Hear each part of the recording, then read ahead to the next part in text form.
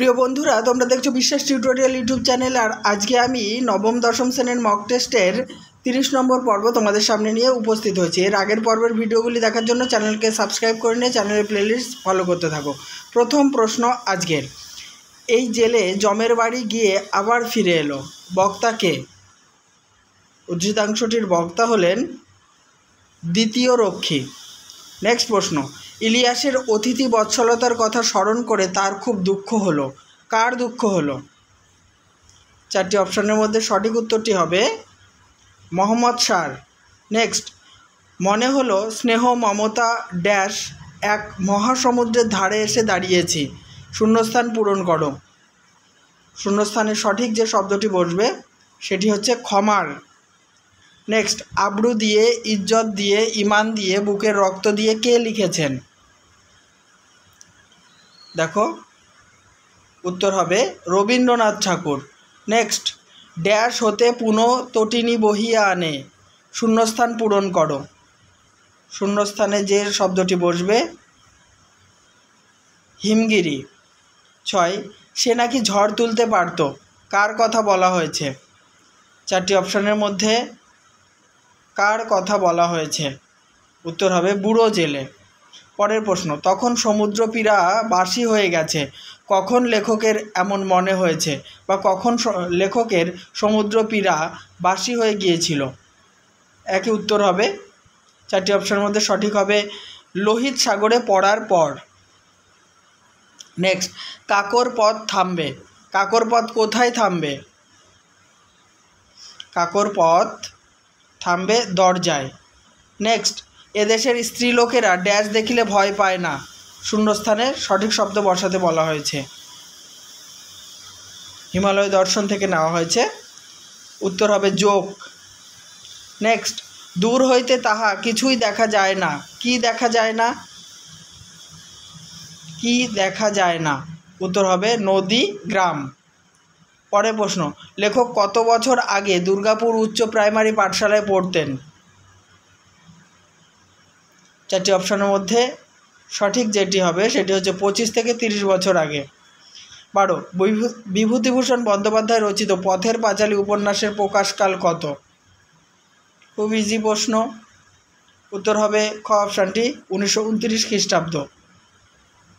13, কবিতা সাপ্তাহিকী কে প্রকাশ করেন?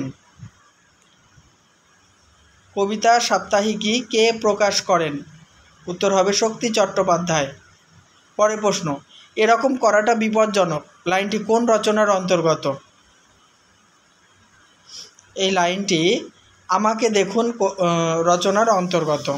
পরের প্রশ্ন, বনফুল রচিত একটি প্রথম উপন্যাস কোনটি? বনফুল রচিত প্রথম উপন্যাস কোনটি? দেখো, প্রথম উপন্যাস হচ্ছে তৃণখণ্ড, ঘ অপশানটি সঠিক। পরের প্রশ্ন, ওইসব পণ্য বিক্রির জন্যে বেলেঘাটায় একটা আড়ত খুললেন, কে আড়ত খুলেছিলেন? দেখো, উত্তর হবে প্রীতিরাম। নেক্সট, সারি সারি মুখ গল্পটি কার লেখা? সারি সারি মুখ গল্পটি সঞ্জীব চট্টোপাধ্যায়ের লেখা। 18, বাংলা, ওড়িশা, আসাম, মাদ্রাজ, মুম্বাই, কেরল সমুদ্র তীরবর্তী অঞ্চলকে কি বলা হয়? চারটি অপশন দেওয়া হয়েছে। দেখো, এই সমুদ্র তীরবর্তী অঞ্চলকে বলা হয় rice, fish and oil area. Next, love is blind শেক্সপিয়ারের কোন নাটকের উক্তি? লাভ ইজ ব্লাইন্ড এটি হচ্ছে মার্চেন্ট অফ ভেনিস নাটকের উক্তি। পরের প্রশ্ন, প্রফেসর শঙ্কুর বিড়াল নিউটন কি পছন্দ করে না? কি পছন্দ করে না? অপশান ঘ হবে সঠিক উত্তর, পাখি। পরের প্রশ্ন, ছুটি গল্পে ভালোবাসাকে কি বলা হয়েছে? ভালোবাসাকে কি বলে অভিহিত করা হয়েছে বা কি বলা হয়েছে? বলা হয়েছে জন্তুর মতো অবুঝ। পরের প্রশ্ন, জ্যোতি কবিতায় তোমারই হোক জয় কথাটি কতবার ব্যবহৃত হয়েছে? তোমারই হোক জয় কথাটি 6 বার বলা হয়েছে। 23, অবিনাশবাবু তার মূলর ক্ষতিপূরণ বাবদ কত টাকা চেয়েছিলেন? কত টাকা চেয়েছিলেন? খুব ইজি প্রশ্ন, 500 টাকা।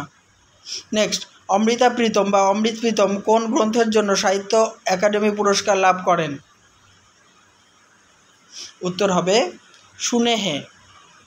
নেক্সট, কার অনুরোধে ইকবাল সারে জাহাঁ সে আচ্ছা গানটি রচনা করেন?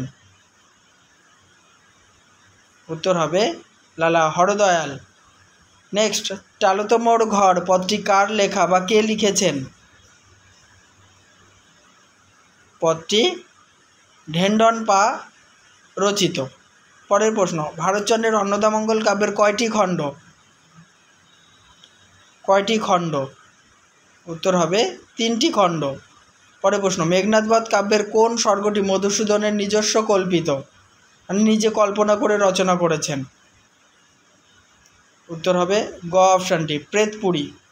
পরের প্রশ্ন, কানু অনুরাগে হৃদয়ে ভেল কাতর পদটি কার লেখা বা কে লিখেছেন? পদটি হচ্ছে জ্ঞানদাসের লেখা।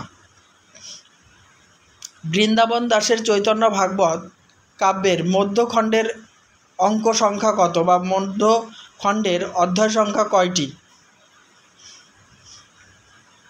উত্তর হবে 26টি। 31, ধীরানন্দ তাকে আশীর্বাদ করলেন, ধীরানন্দ কে? ধীরানন্দ কে? ধীরানন্দ হলেন একজন বিখ্যাত লেখক। 32, গাধী বাওয়া সতীনাথ ভাদুরীর কোন উপন্যাসের চরিত্র? গাধী বাওয়া, এটি হচ্ছে ঢোড়াই চরিত মানস। এটি মিস্টেক হয়েছে, গ অপশানটি সঠিক হবে। এটি হচ্ছে ঢোড়াই চরিত মানস হবে সঠিক উত্তর। এর উত্তর হবে ঢোড়াই চরিত মানস। এটি ভুল হবে, ঘ অপশানটি ভুল হবে, গ অপশান সঠিক হবে। 33, দীনবন্ধু মিত্র লীলাবতী বা দীনবন্ধু মিত্রের লীলাবতী কোন শ্রেণীর নাটক? এটি হচ্ছে রোমান্টিক নাটক।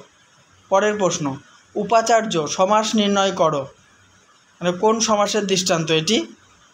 উপাচার্য, এটি হচ্ছে অব্যয়ীভাব সমাস। ব্যাসবাক্য করলে হবে আচার্যের সদৃশ। নেক্সট প্রশ্ন, ভাগ্য শব্দের ব্যুৎপত্তি নির্ণয় করতে বলা হয়েছে। ভাগ্য শব্দের ব্যুৎপত্তি হবে ভগযুক্ত স্নো, বানানটি ভালো করে ফলো করবে। 36, ইহাতে বুঝিনু কারক বিভক্তি নির্ণয় করতে বলা হয়েছে। ইহাতের তলায় দাগ, উত্তর হবে করণ কারকে তে বিভক্তি, মানে ইহাত দ্বারা বুঝিনু। নেক্সট, বট কোন শ্রেণীর শব্দ? বট কোন শ্রেণীর শব্দ? বট হচ্ছে তদ্ভব শব্দ। পরের প্রশ্ন, ইলিশ মাছ ধরার মরশুম চলিয়াছে, এটি কি ধরনের বাচ্য?